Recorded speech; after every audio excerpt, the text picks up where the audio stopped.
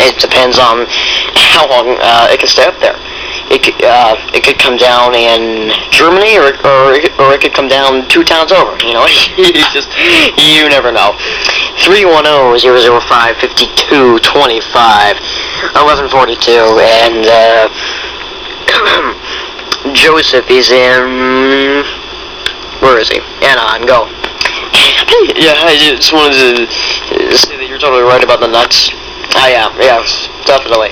I don't think that there is a soul out there who would disagree with what you'd have to say with the chocolate bars with the nuts. And I would have so much trouble with that, because I used to eat, what was it? Quark? No, like, do quark bars have nuts? I don't know.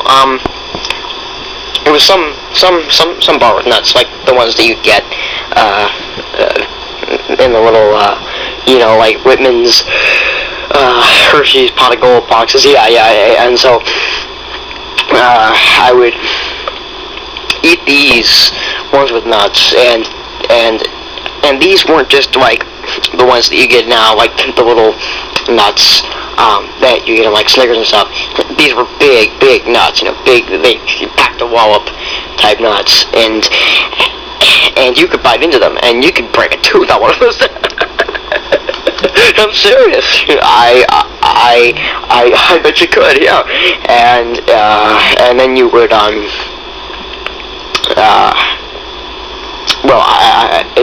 would spend about 2 hours trying to get them out of my teeth, and then we can all stuck them in there. And one time I got stuck up in my gums, one of those nuts, and nuts are just they're the pain in the butt in general.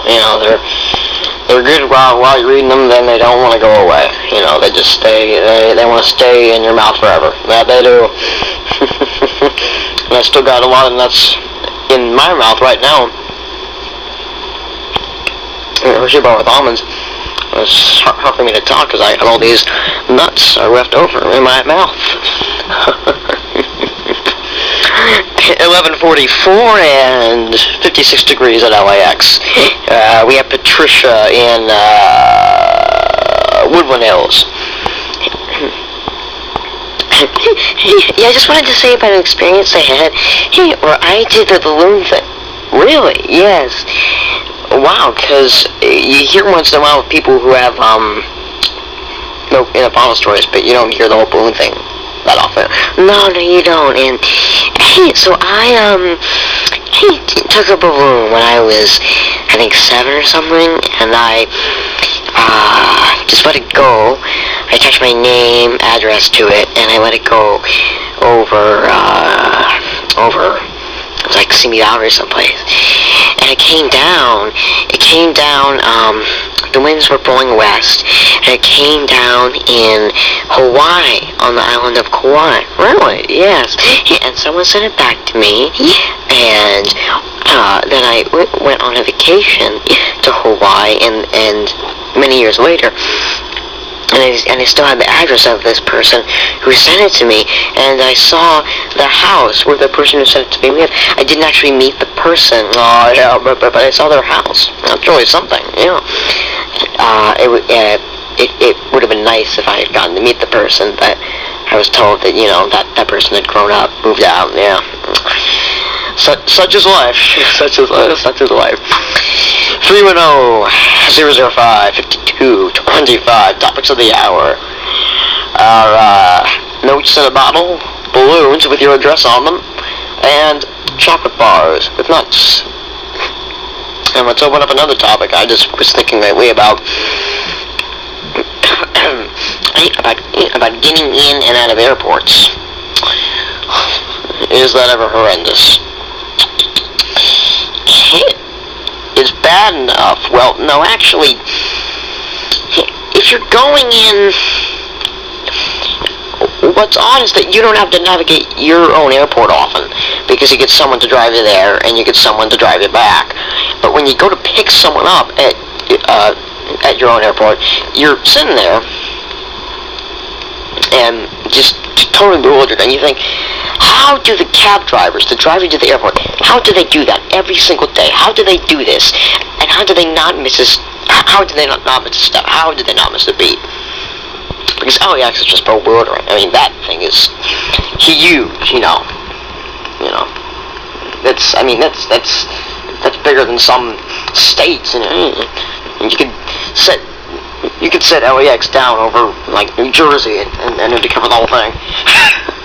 I'm kidding, of course, but you know what I mean. And then it's even worse when you arrive at some other airport, totally unknown to you, and you gotta rent the car, and first you gotta figure out where you have to go to rent the car, which is a pain, and you have to get the shuttle, and you have to figure out where you have to go to rent the car.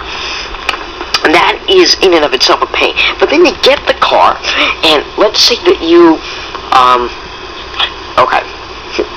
let's say that you get the car. Let's say that you're with someone, or family or someplace. You leave them waiting in the airport terminal. You go out by yourself to pick up the car. You finally, after blundering around for like 20 minutes, you figure out where to go to get to the rental car place. You look at the cars. You rent your car. You drive out of the gate, and you think, now how do I get back to where I just dropped my person off? How do I even begin to do that? And then you're blundering around the airport for like another 30 minutes trying to figure out where the heck you dropped this person off, and then you finally get there, and you think, all right, okay, good, I got the car, I picked up my person, you know, who was waiting for me, and then you think, now how the heck do I get out of here? It starts all over again. And all airports are bad for that, but some are particularly bad. There are a bunch that are very bad for that, for getting in and out of the airports. Oakland is bad. It's very bad. Salt Lake City is horrendous. One time, I think I got a flight, landed at like 10. Wasn't out of the airport area until like 12:30. Took forever to find out where to go to rent the car. Then you rent the car, then you gotta get out of the airport, you know, the whole process I just said. Oakland is bad. Salt Lake City is bad. What else? Trying to think. Phoenix is actually kind of okay. Boston is horrendous. Oh Lord. You can spend more time trying to get out of Logan Airport than okay, you can fly into Logan from like, I don't know, Tahiti. You know, you can spend beyond this like 10-12 hour flight, and you get into Logan. You're like, okay, here we are. Let's get to a hotel. Let's get to a relative's place. Let's get somewhere. Let's just get out of here. Let's get out of here.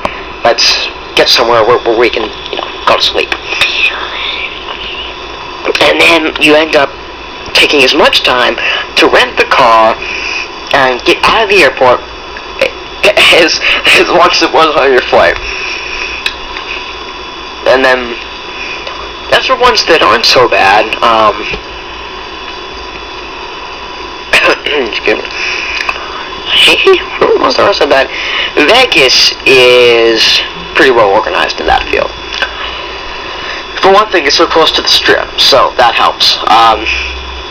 Because you're staying on a hotel on the Strip, and you get out of the airport, and okay, there you are. You're right there. You almost don't even need to drive, because McCarran is insanely close to the Strip. Seattle is wonderful because that is great, because what you do with Seattle is, and this is the way it should be at every airport across the nation, but it's not. You're on the freeway. You take this gently curving exit off the freeway for about 30 seconds. Boom, and you're right, and you are at your terminal. It's amazing. 1 second you're on the freeway, the next you're at the terminal. Nothing frustrating in between. If only every airport was like that. That's why I commend the authorities at Seattle Airport for making it so easy to navigate.